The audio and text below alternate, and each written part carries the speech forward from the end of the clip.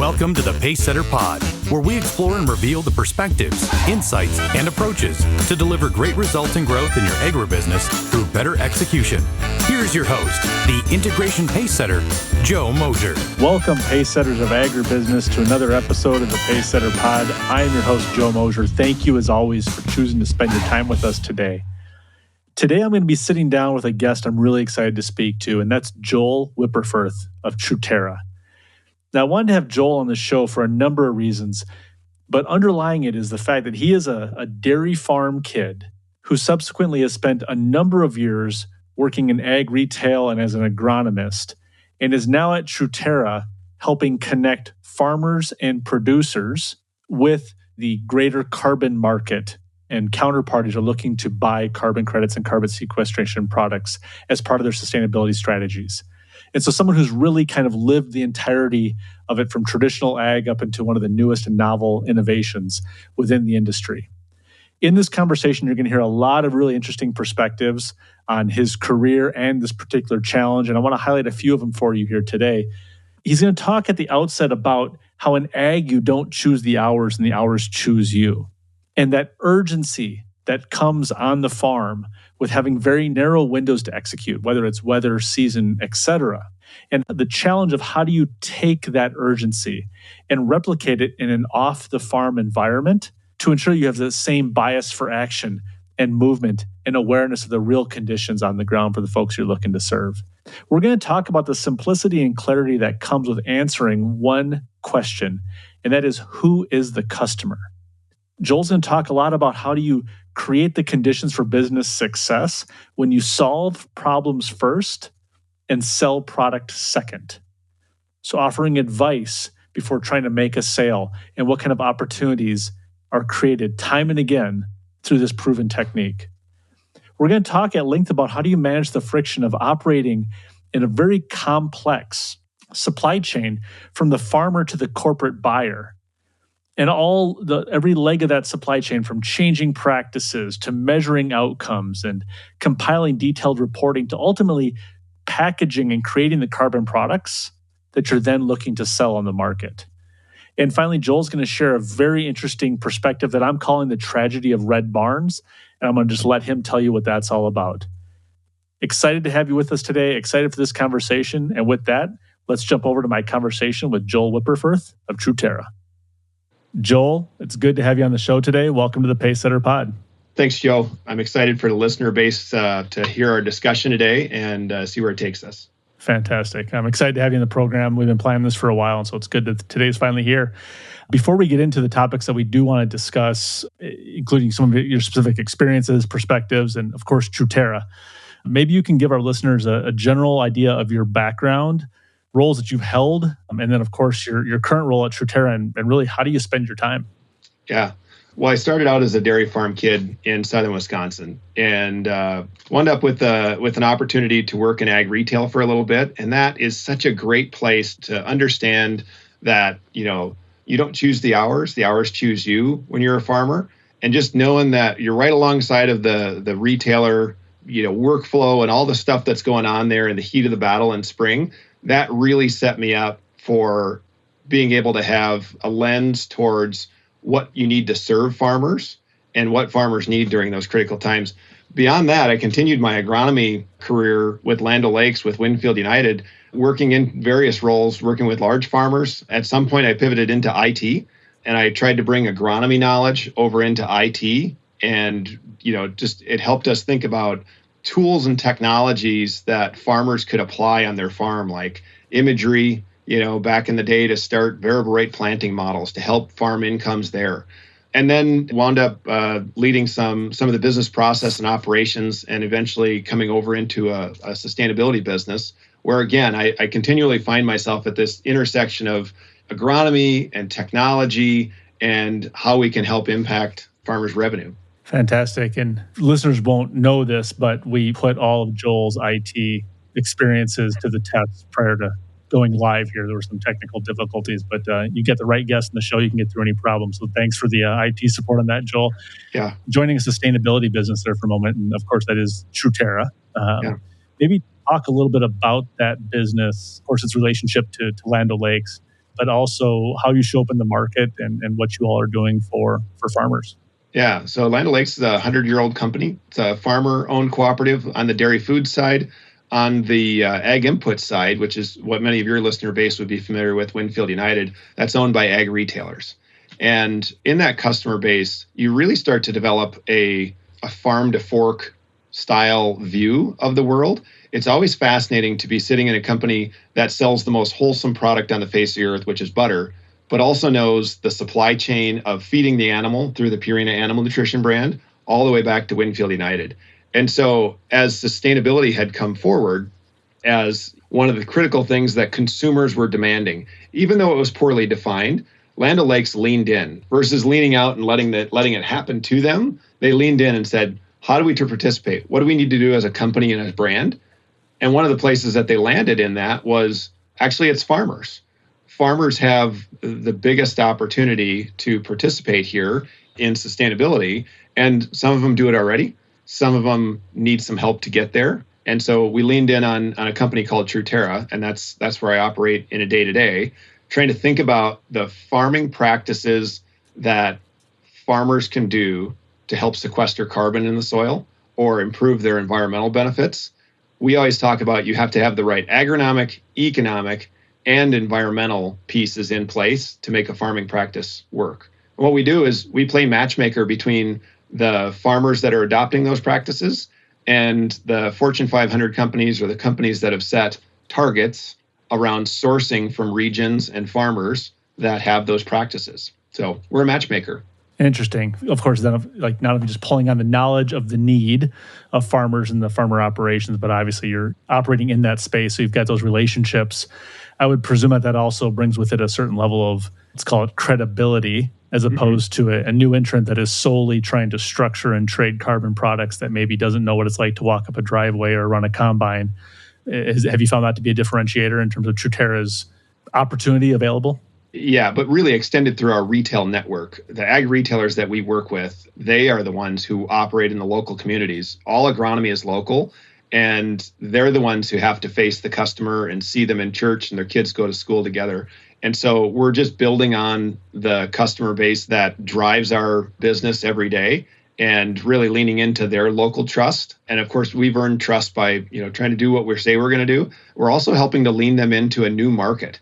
And I think that's pretty exciting for a lot of them, that if you think about this as a new asset class, that, there's grain, there's equipment, there's land, and thinking about the practices as an asset class, leaning them into a new market opportunity is a way for them to provide value to their farmers. And that's how we land that local trust, is through the extension of our network. And I think it is sometimes hard to show up if you're not from the local community or you're not from there.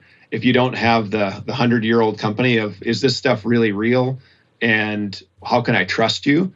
We've got a reputation and a brand built on trust. So you made a very interesting observation, very astute observation, of course. I think the way you put it is you said, you don't choose the hours choose you, which is, for all of us in the industry, that rings painfully true. Yeah. One of the things we probably love and despise about the nature of the work at times. I've also heard it said by a previous guest that ag is an outdoor sport and Mother Nature is the referee, right? And so it kind of speaks to the fact that there's a lot of things that we can't control. But the through line there is that the very nature of the business means that we have some pretty narrow windows of opportunity. If you're looking to apply some crop nutrition products or post-planting crop protection products, you have weeks or even days to get something done without a lot of control over that. And I think if you haven't lived it, it can be pretty tough to get your head around that, right? And it's even more difficult in some ways to try to recreate that level of urgency. Yeah. In the abstract. And so I guess my question for you is, you've had the experience of running ag retail and application businesses. You grew up on a farm, you know it intimately, but now you've moved into a role that is working with individuals that may be a little bit further removed from the field, folks that work in a different environment, in offices, et cetera. And so have you been able to recreate the sense of urgency that comes with that? You get one shot on goal mentality that you experience on the farm or in the field. And if you have been able to recreate that, what have been the keys to getting that done? Well, I don't know if I've perfectly been able to recreate it, but it's always a sense of prioritization and, what the primary goal is for farmers. And so as we're saying, well, we'd like to collect some data from you in our current business, knowing where we fit in the crop cycle, knowing how to fit your programs and the work that you need to get done inside of the work that your partners and your farmers need to get done. That's really one of the key things is focusing in on those moments of truth, those moments of high emotional dependencies that are out there. It's interesting. You're not going to get a farmer to do a lot of office work during the combine season, but they will think. They've got a lot of time to think during that time frame. Mm-hmm. And so they might not be signing the contract, but if you can get the information out there before they get in there, they can discuss it, they can call. So just being able to live and walk in their shoes, the execution part of that is fitting our stuff inside of there. And the friction, like in my day-to-day, is that the food companies and the companies that are focused on sustainability goals, their goal, and they're the customer in here, they're the ones who are paying, their goal is to deliver a Q1 report with sustainability metrics in it. Oftentimes because mm-hmm. their goals as the C-suite is tied to meeting that benchmark of sustainability. Meanwhile, back on the farm, the crop got out late. November harvest was a little bit present in years past, and that data, that last number of yield data, we have to put that in the reports and into the calculations that go into the Q1 report. And so we're asking for yield data, and meanwhile, the NRCS doesn't ask for yield data for crop insurance until April of the next year. So there's some illogical, like the friction between the consumer-driven world and the farmer-driven world. Their cycles don't operate the same. And just always having empathy for the people who actually are doing the work and knowing they've got to keep the main thing, and we've got to fit in alongside of them with the opportunity to work with them. I can imagine that is a very interesting challenge to have to educate your customers, in this case, around the unavoidable constraints in the system and multivariable challenge of that not only are earlier than what people are used to, but frankly are in conflict with what other sort of very meaningful deadlines, you reference crop insurance, of course, is out there. And so I think that's obviously a very big challenge to make sure people understand what that's like. So one of the things that I know we talked about when we met before was roles you had as a sort of agronomic advisor. Mm-hmm. And I'm not going to front run the topic of discussion because I want to get your ideas on it. But one of the things that we really touched on, I'd love to hear your experience here, was how showing up to your customers, and I'll let you give the details, but showing up to your customers looking to provide advice and guidance, which was not monetized. Yeah. And sometimes we have to do this, right? We give away value in pursuit of creating value later. Can you talk about your experience a bit as an agronomic advisor and what that looked like and how providing advice for free, effectively, actually can create business opportunities down the road? Yeah. I think when I started in ag retail and I was 22, 23, my agronomy manager had been in the business forever. And I go, geez, Gary, the price of urea is $400 a ton. This farmer wants a $20 a ton discount. And he's like, well, Joel, you're worth it. And I go, no, I'm not. I'm 22 years old. You've given me a price sheet, and all I've done for the farmer is call on him and introduce him, and he doesn't remember my name. I don't understand what you mean by I'm worth it. And, certainly the assets and the ability to get that fertilizer to him during crunch time, that has a value. But I hadn't necessarily done a lot of consulting or things to influence that farmer's bottom line, other than, the ability to make sure that when he calls, I can get the fertilizer there. But a lot of my competitors could do that same thing really well too. And so when I moved into that particular role that we're talking about, that was serving farmers that had grown to the size where they didn't need an agronomist, they didn't need a recommendation. Oftentimes what I found is if I could provide just a little bit of insight as to a couple of things they could do on their farm that were independent of my products would follow along on that. So I kind of would carry a little bit of a chip on my shoulder to say, if you see me on your farm, I'm worth 15 bushel per acre, because I can probably take a stand count for you and do some standard deviation to tell you that your plant spacing is a result of you driving too fast, or your plant spacing is a result of how your fall tillage went and how your operation the marriage of tillage to planting is costing you 5 to 15 bushels there because your plant spacing and the way that your planter rides is a little bit rough.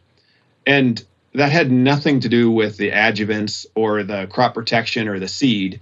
That some of that stuff maybe was a little bit at parity in the industry. Maybe some of it was better, but they couldn't see it was better until they tried it. So the sales 101 portion of it is people have to know that you care before they can know what you know. And that mentality of providing just a little bit of value sooner, and in return, the business will follow. That didn't always work. Sometimes you had to call it out. I can remember a conversation with a farmer and early on, and he goes, you've been to my farm 4 or 5 times. You've made several suggestions as to what I can do to my operation that I'm actually implementing. So thank you for that. But you won't tell me how I can pay you. So what I'm going to do is I'm just going to buy seed from you. And I'm like, I'm the worst salesperson ever. Like, I had to have the farmer ask for the sale from me because I was so far leaned into, I'm just going to show up and provide value. I'm just going to show up and ask questions and learn and lean in. And the farmer actually pulled me out of it and said, young man, I don't know what you do or where you're from, but I'm going to buy some seed from you. Can you send me a bill? So you can be leaned too far in. And then on the other side, after you've met with the farmer for the 12th time and you go, hey, Joe, it's been great meeting you all these times. Have you gotten value from our conversations? Oh, yeah, lots of it. Implemented several things. Thinking about how my spray tips on my sprayer now match the herbicide program that I'm using. And I have clean fields this year. It's really great. Great. Would you like to buy some of those inputs from my company? Yeah. Yeah, actually, I suppose I could. So sometimes, like, I've been on both extremes where it hits me in the head, and then on the other extreme where you kind of got to go call for it.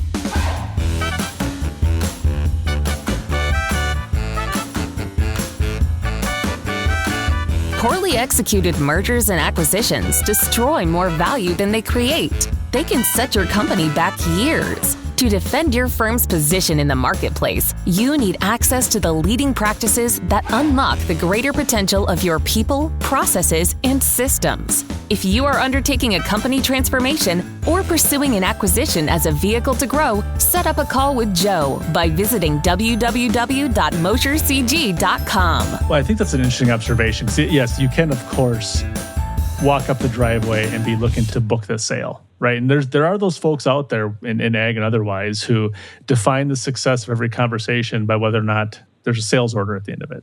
Yeah. Which in my view, at least in our business, is pretty myopic. Yeah. And one of the things that we hold very close in this business is we don't look to monetize every interaction. We are willing to give away some value and some ideas in the exchange for the fact that if it helps them when they really do actually need more structured support, they'll come around and we can have a conversation at that time.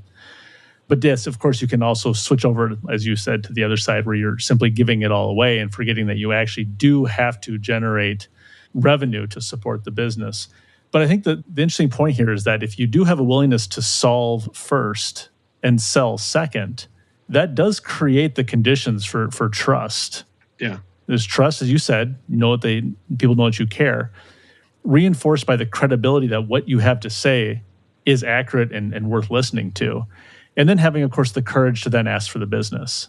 And I think that's a call out to the people that are listening that find themselves perhaps on either one of those spectrums, or the teams that they're leading are in either one of those spectrums. So you had the clarity over time to say, yeah, I'm worth 15 bushels an acre. And we all need to kind of really quantify, at least for ourselves, what we think the value is, and then work towards that. And we talked a minute ago here about friction. Right, and you were talking about the friction between the competing deadlines between the customers looking to file a Q1 sustainability report, and farmers are looking just to take a breath after harvest and get equipment ready to put away for the winter. But I imagine there's also a lot of friction in your job, just giving the intersection that you sit at within the business. And so all leaders, or most leaders, are familiar with the idea of competing priorities. Mm-hmm. But I think your role, and I'd like you to talk a little bit more about your position, your role has a different take on this because it's not just competing demands, but they're both from wildly different parties. And so I'll let you share your job title. It's upstream and downstream business development, I think, or something to that effect. But talk about what your position is and how do you manage the friction of actually working at both ends of a very complicated value chain. Yeah. I think it simplifies it when you define who the customer is. And the customer that we've defined is the one who's paying you. Now, that's always difficult for me with my agronomy background. It's always the farmer that was the customer. But in this case, the farmer is a supplier. And you know how far you have to go to work with farmers and meet them where they're at in order to get them to be a supplier of this new asset class. Now, on the same side, the downstream customers, what we think about as the food, feed, fiber, fuel companies, they're trying to run manufacturing plants. They're trying to keep the production facilities running. And that's order of magnitude number one, is keep the plants full and running. And so this idea that they're sourcing, a level of information on the supply sheds that they're working with, on the commodities, corn, cotton, cotton, soy, canola, wheat, things like that now they're going to go back and gather a little bit of input as to how it was produced so that they can meet some goals in a sustainability report, and they can better serve their customers, or they can better serve how they access finance. Those are the places that, as soon as you get it aligned to who's the customer, and that's the place that you derive the revenue from, you can get in line behind, okay, everybody else is subservient to the customer need. And I think that's both inside the organization and outside the organization.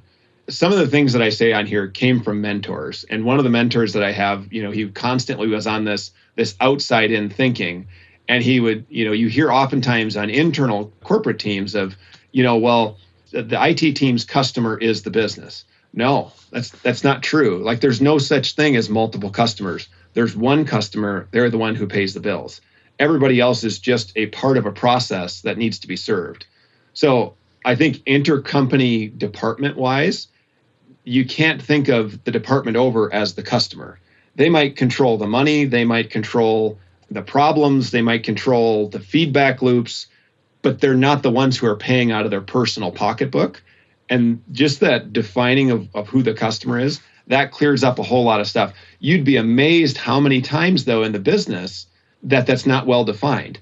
And just think about your traditional ag retailer. You go, well, the farmer's the customer in all of those. That's not true.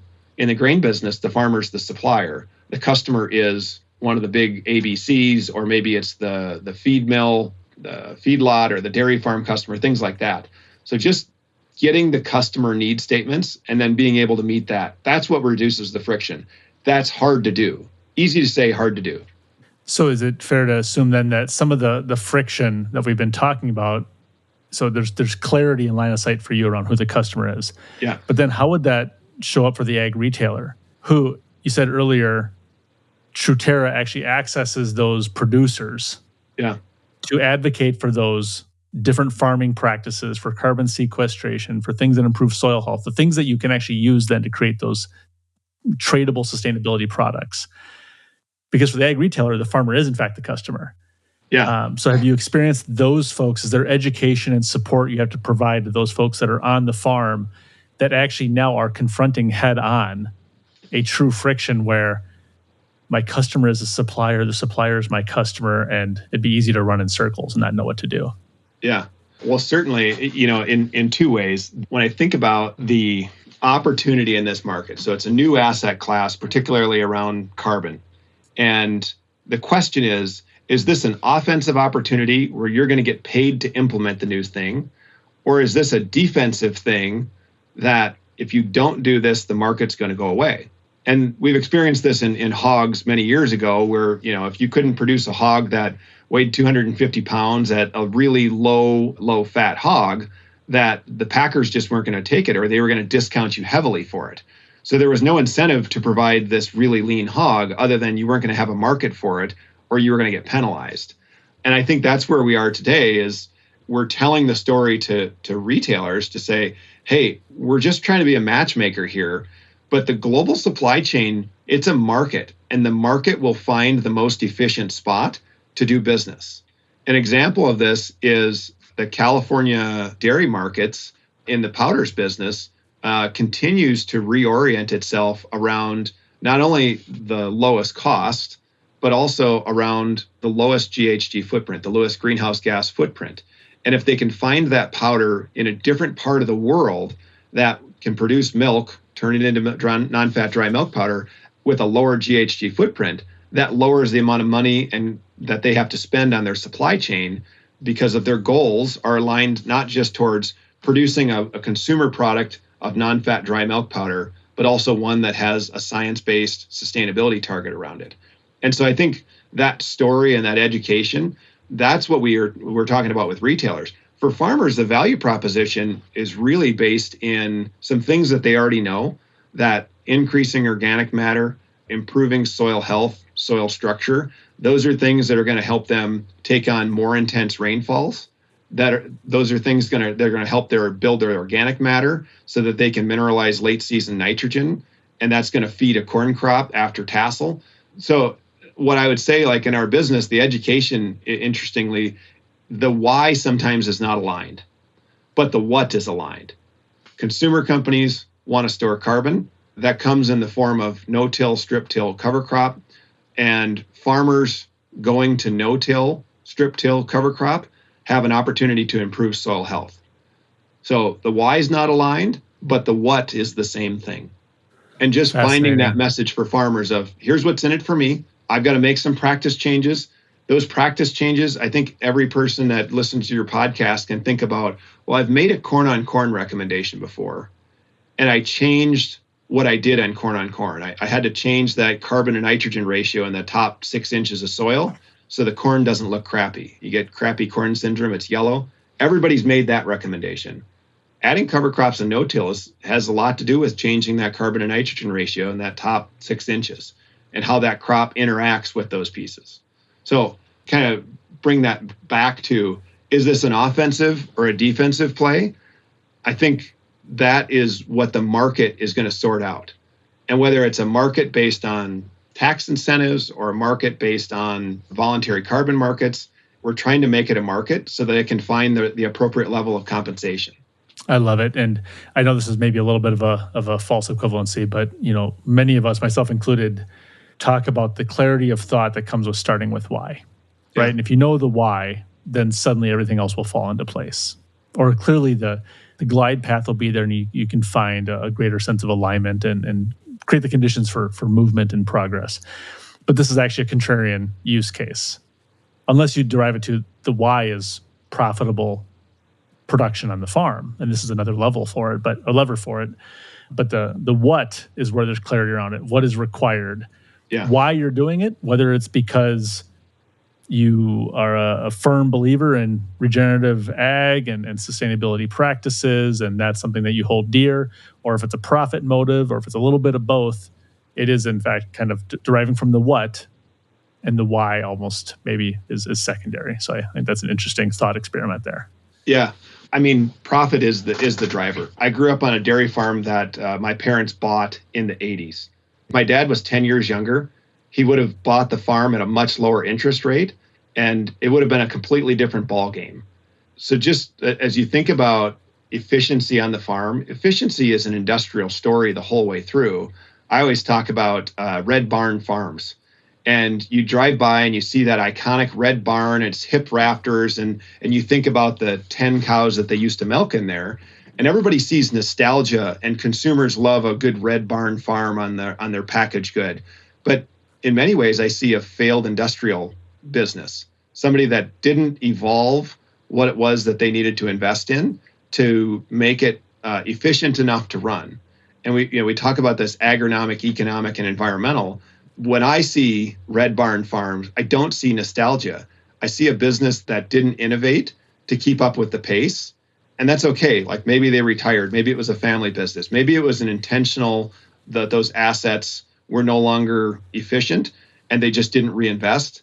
But we've got to continue to find new ways of changing revenue on the farm and diversifying that revenue so that your cost of production continue to be efficient, as well as this new market opportunity can help make a little bit better rent payment.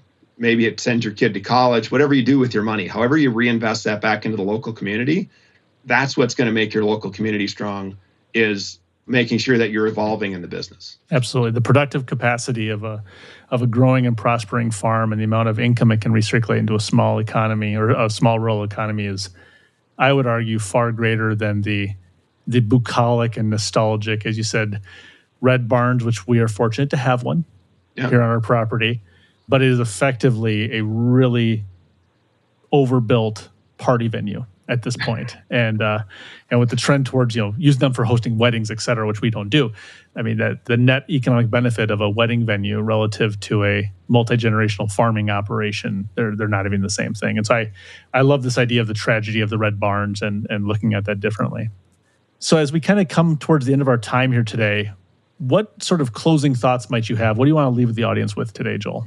Yeah, I think a general openness to learn more about this market, to hold your judgment on some of the things that you think, and really listen to lean in towards what the market opportunity is. I don't know whether this is offensive or defensive. I think we've launched some dairy programs with farmers most recently that help those dairy farmers invest in manure, solid liquid separation, help them be more efficient with their animals. We've launched some USDA programs recently that help farmers try and get started. And, the average farmer, if they're going to have a 40-year career, they've got 40 chances to get it right. It's going to take them 5 years to maybe adopt some of these practices that take them to the next level. And so getting started on these things, these are slow transitions for how agriculture works. The red barn farm didn't go away overnight, but slowly but surely, the barns started to get shaped differently and lower profile. And the next thing you know, all the dairy barns are cross-ventilated and 40-foot high ceilings and really focusing on cow comfort. So just being able to lean into what are consumers demanding? What does that market afford me? And are there some programs out here that help me experiment and innovate my way towards a new source of revenue that makes my farm more resilient, makes my community more resilient, and helps me do better tomorrow? Yeah, that is a wonderful spot to leave this. There's really no downside to spending the time to understand an opportunity that you always reserve the right to pursue or not to pursue.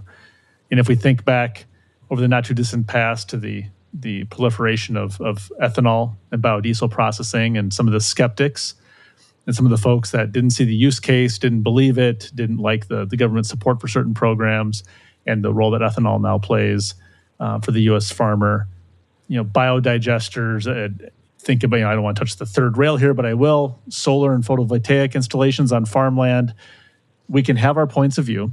We can advocate for what we believe is right, but I don't think there's a downside to doing a real sober assessment of what is the opportunity and what might that mean for your farming operation if you could diversify, amplify, extend your revenue streams, understanding it at a deeper level and arriving at the same conclusion that you started at. That's fine, but at least then you walk away with a deep understanding of it as opposed to rapid conclusions built on bias and assumptions.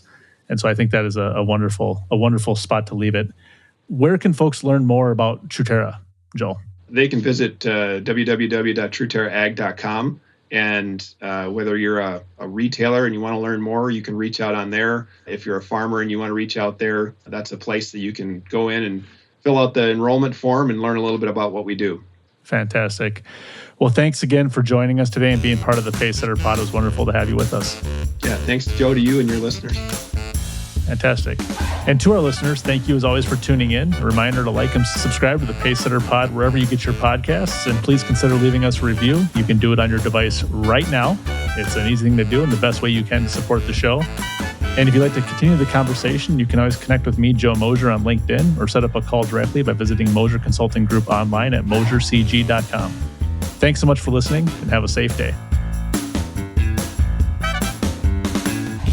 This is the podcastfactory.com.